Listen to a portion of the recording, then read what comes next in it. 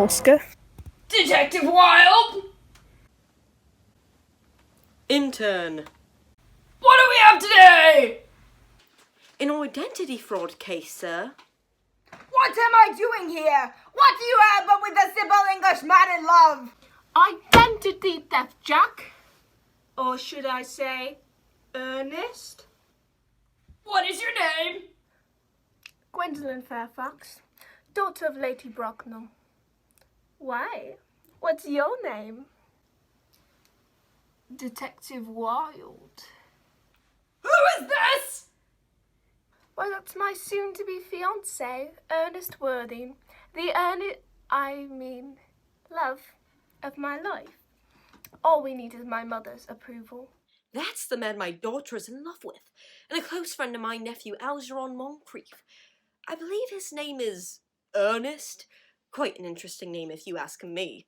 I'm afraid I don't know much about him, but he seems to have fallen for my loudmouth independent of a daughter, so do with that what you will. Do you have cucumber sandwiches? Mr. Moncrief, could you tell me who this is? That depends. What did he say his name was? He always seems to be switching up the story, and I wouldn't want to ruin the plot continuance. Perhaps you've mistaken him for his brother, or maybe he left his cigarette case here and now he wants it back. Have you talked to my aunt? She's a very opinionated and wealthy woman, and I'm sure she wouldn't mind giving you her opinion of him. Perhaps you've talked to his ward, Cecily, or was it his aunt, Cecily, or was it an Uncle Jack? Oh no, I've said too much. I'm just joking, after all. Identity theft? How dare you? My name is Ernest Jack. I have done nothing of the sort. I was just at my friend Algernon's house and we talked, and then the servant Lane came in and... My name is Lane. I am Mr. Moncrief's servant, sir.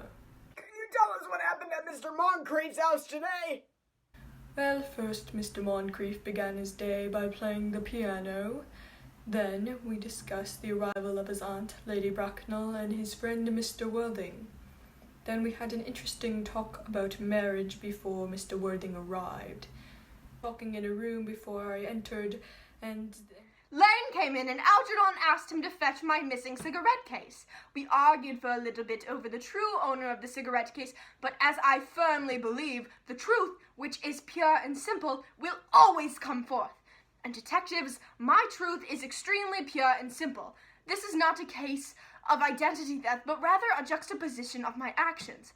Those in the country know me as Jack, while those in town know me as Ernest. From my knowledge, that is not a crime, and if you are so eager to deem it as such, know that I am not the only one here with a secret. Dun dun dun. Ow, Oscar. Intern! List all of our suspects! Yes, sir. We have Miss Gwendolyn and her mother, Lady Bracknell. Miss Gwendolyn would never. Cross her off your suspect list immediately. All right, Wilde, keep it down. I do agree, though. Innocent women such as Miss Gwendolyn and Lady Bracknell could never attempt or pull off such a stunt. All right, no Miss Gwendolyn, no Lady Bracknell. Our two other suspects are Algernon and his servant, Lane. Algernon did seem awfully squeamish during questioning. Keep him here for further interrogation. Keep Lane as well. He may be useful in finding out some more information about Algernon. Yes, sir. I'll go fetch them immediately. So, Mr. Lane, tell me about Mr. Algernon. Anything interesting? Any quirks? Secrets? I know of no such things. Mr. Worthing is a simply charming and witty man, although very idle. He somehow finds any and every excuse to get out of boring social obligations. Overall, Algernon is just a devoted Bunburyist. Bunburyist? What's that? Oh, nothing really. Just a name he likes to call his get-out-of-jail cards.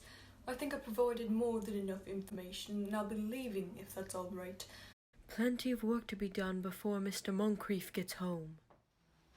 So, Algernon, would you care to explain what a Bunburyist is? Oh, a Bunburyist. That's just a little joke between Lane and I. I presume that he's the one that brought it up. But worry not, boys. That's just a little game we play. A game, huh? He described it as an excuse for when you're too lazy to get off your rich little... Detective Oscar, remember we're rated PG-13. Just tell us the truth, Algernon. What are you hiding? All right.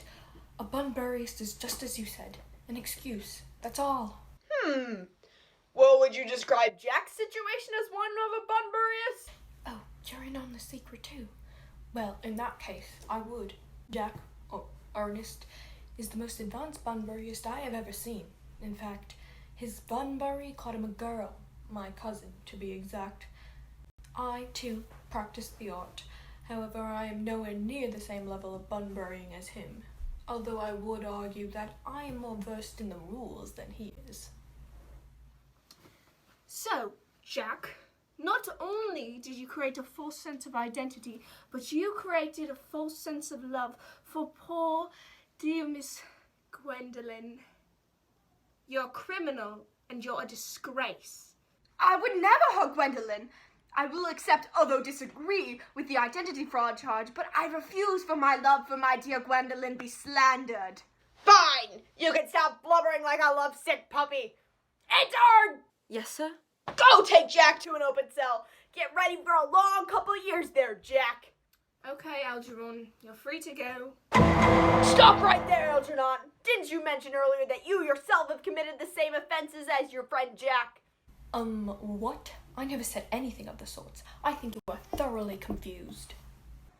I too dabble in the art, however I am nowhere near the same level of Bunburying as him, although I would argue that I am more versed in the rules than he is. Oh? What were you saying?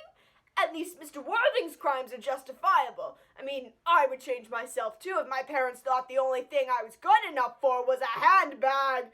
But you, sir, are just a dirty, lazy Criminal! intern. Come get this scum out of here. Yes, sir. Great job, detectives. Another day, another case solved.